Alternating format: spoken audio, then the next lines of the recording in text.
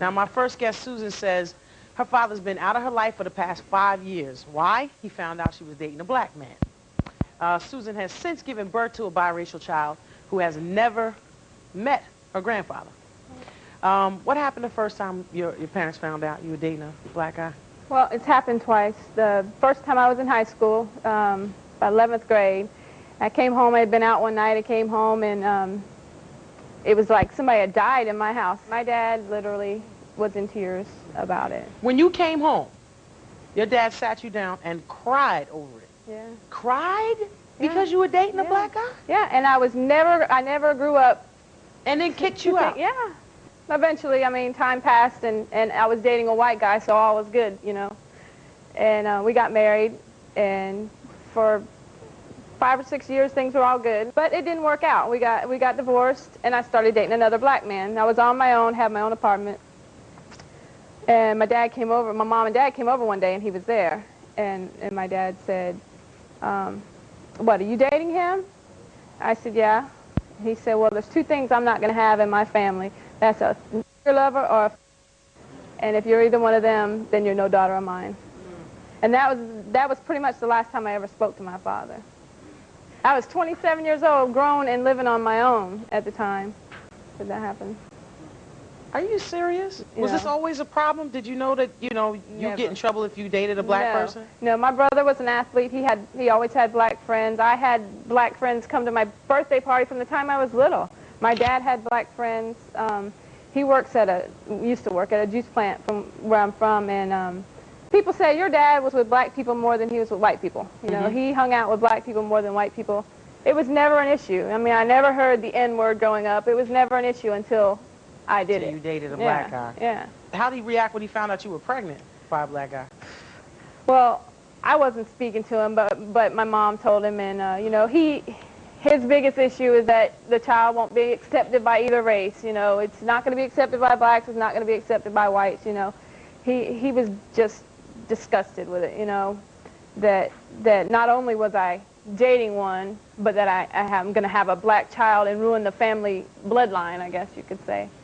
But he has recently tried to contact my 2 white kids and invited them to come stay with him for the summer, but he didn't even mention her. He didn't speak to me, he spoke to my mother, but he didn't even mention his granddaughter. Well, you haven't seen your father in 5 years, right? Right. Wow. This is really sad. It is. I was always my dad's little girl. I mean, we were really close. It's been 5 years. You ready to see him? All right. Well, let's meet your father, hear what he has to say. Chuck, come on out. Welcome, Chuck, to the show, y'all.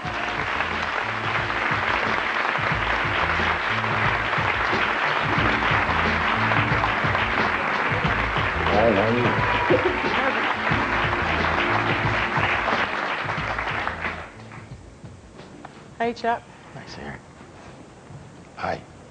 Hi. How's it, gosh, it's been 5 years since you've seen your daughter. Yeah, January.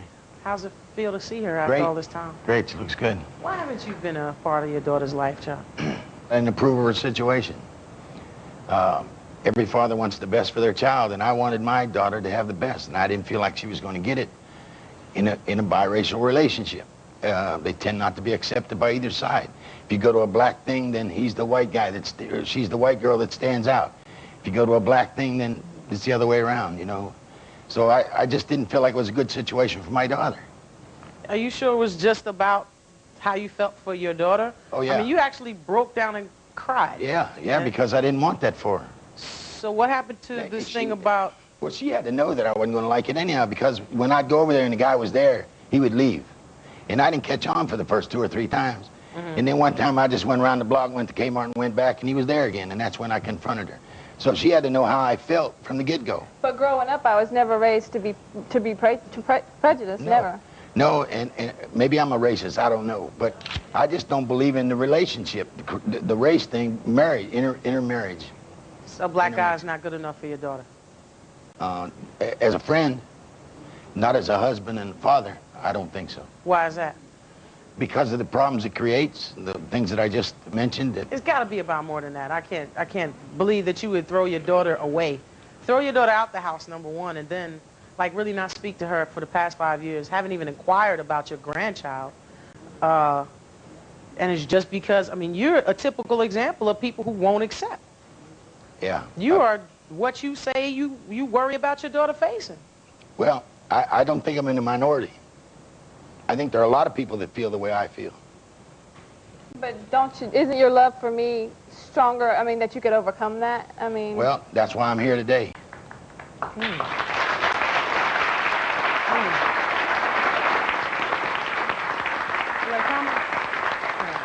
he's a human being. It's just the color of his skin. Why not? I mean, he's a man just like you are. He works just like you do. Oh, you're making some assumptions.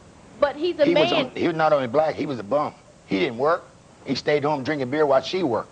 You didn't know that at the time? No, I didn't know at the You time. saw the color of his skin. You didn't know that he had a college education. Right. But you're making an assumption that he was a hard-working man. But he was a man just like you were. Before you even knew him. Right. You found that all out later on. Okay. So you assumed. Yeah, I did. So we're both wrong.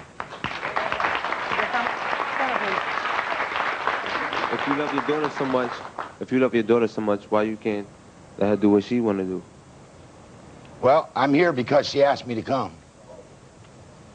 Is it just because she asked you to come? Oh, yeah. If I hadn't came to you, would you have came to me ever? No, because I didn't feel it was my place to make it up. I mean, this is your daughter. You raised her. I know it. You taught her to love everybody. You didn't tell her, hey, don't date. That's right. You didn't tell her not to date outside of her race until she did it, and then you basically scolded her, spanked her for it. Well, I didn't think I had to explain that to her. Yes, you have to teach someone how to hate. Sorry. It doesn't usually come, you know, without being taught.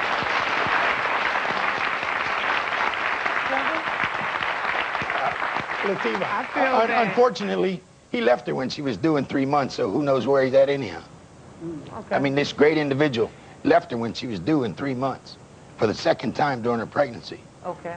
What basis do you really have saying it's not going to work out because of the problems presented because she has a black husband, where your relationship didn't work out either and you had a white wife?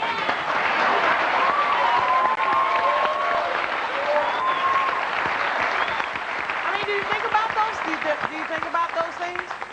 I was married for 32 years. Who said it didn't work out? I mean, it's supposed to be till death do us part if we get all, you know. 32 years is a long time. And you should love your kids unconditionally. You should love me no matter what. No matter what I do. Chuck ain't with that. Chuck is not with that. Chuck, I think you are a racist. I don't know. I hope You'd have not. to be. Because, I mean, you could put, I mean, if we put two guys next to each other, right? Same qualifications. White, one black.